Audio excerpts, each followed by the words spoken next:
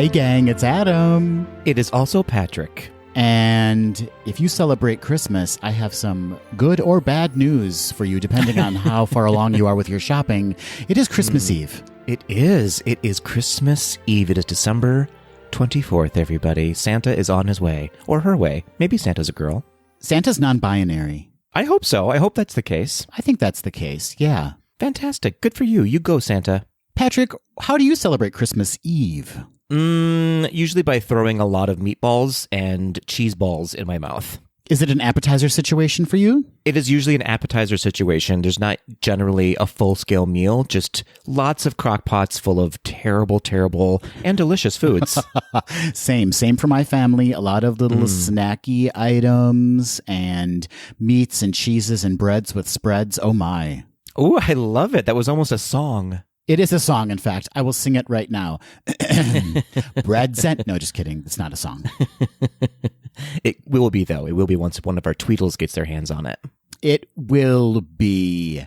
And Patrick, because it is Christmas Eve, that means it is day 11 or gay 11 of the 12 Gays of Disney, where Patrick and I chat about 12 Disney-related topics in the 12 days leading up to Christmas. That's right. Today's topic is... Disney bounding.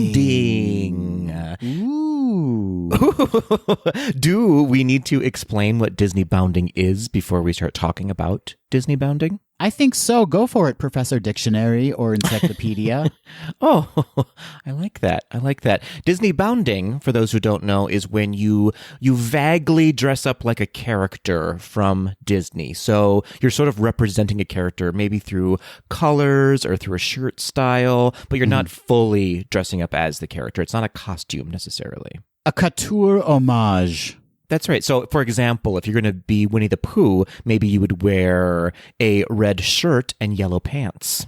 Or no pants, you know? Give it a shot. See if they let you in the park. Mm-hmm. I will never be Winnie the Pooh. Why is that? Red and yellow just do not look good on me. And while I appreciate the nod to the character, I don't think it'll work with my ruddy skin tone. Fair. Well, you are wearing a pink shirt today, so you could be Piglet. I could be Piglet. I wish I was that tiny and snatched. You are indeed. In my mind, in my dreams, yes. That's all that matters, Adam. That's all that matters. Now, Patrick, I must ask, have you ever Disney bounded?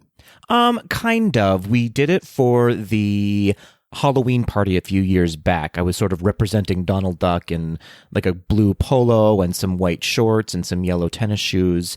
And then for one of my Run Disneys, the one that I did with Anna, actually our good friend Anna, I sort of Mickey Moused my way through it with some red shorts and a black shirt and some Mickey Mouse ears. Now, I think both of those instances are not kind of Disney bounding. I think they're exactly Disney bounding. Yeah, fair enough. So yes, Adam, the answer is yes, I have. Good for you. Now, would people stop you in the parks and be like, oh my gosh, Donald, I get it? No, not so much. It was Halloween, so like it wasn't the best of costumes, obviously, which is like, oh, cute, he's wearing blue and white. We did have a fun moment with Donald Duck and Daisy Duck because they knew who I was. I'm sure Donald was delighted. He never gets that kind of attention. He was jealous because I wore it best, I think. And you were probably more comfortable. No one was comfortable that night. It was like 1,000 degrees. That's a fact. What about you? Have you ever Disney bounded? I've never been Disney bound. No.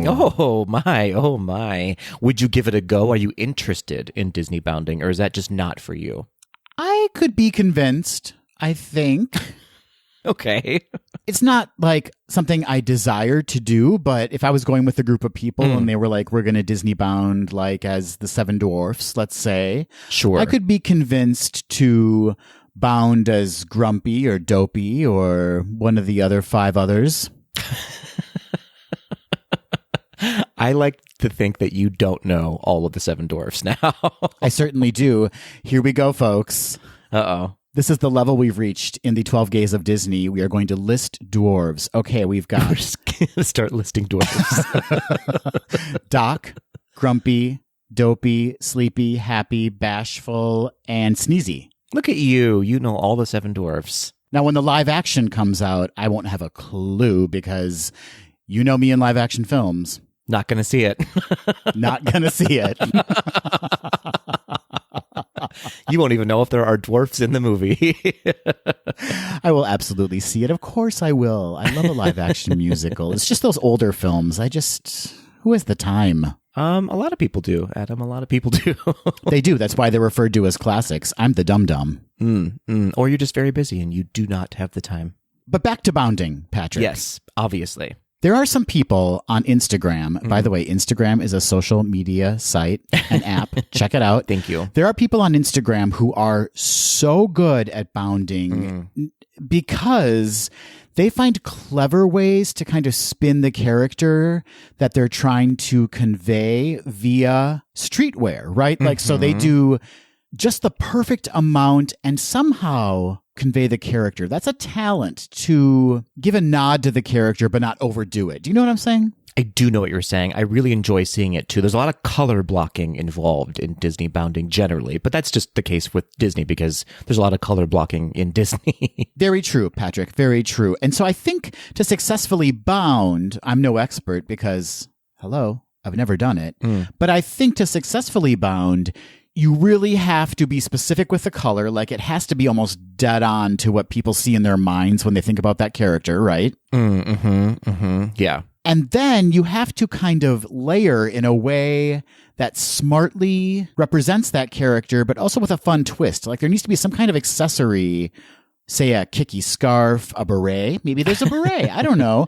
That is like the cherry on top. Right. Because you're not going for a costume. You're going for a suggestion of the character. Yeah, it's a real art, Patrick. Disney bounding is truly an art. It really, really is. You know who's good at it are the Broadway husbands. They're wonderful at Disney bounding. They've bounded multiple times. They have. And in the parks. What? Hey-oh. I'm sure they'll love me saying that.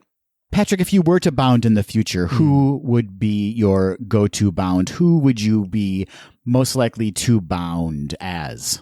I don't know. I haven't really given it much thought. It'd be fun to try to pull off some gender bending of the princesses, you know? I think that would be a fun task to do. I'm sure people have done it already before. I'm not inventing anything new, but I feel like that would be a fun way to go.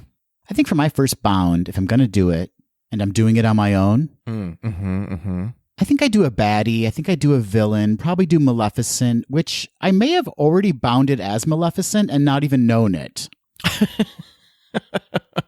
How?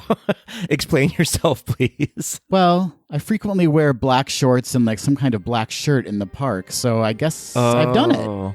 Just add a touch of purple and you're set. Maybe some greens. With these eyes? Uh-oh. Wait, you have eyes?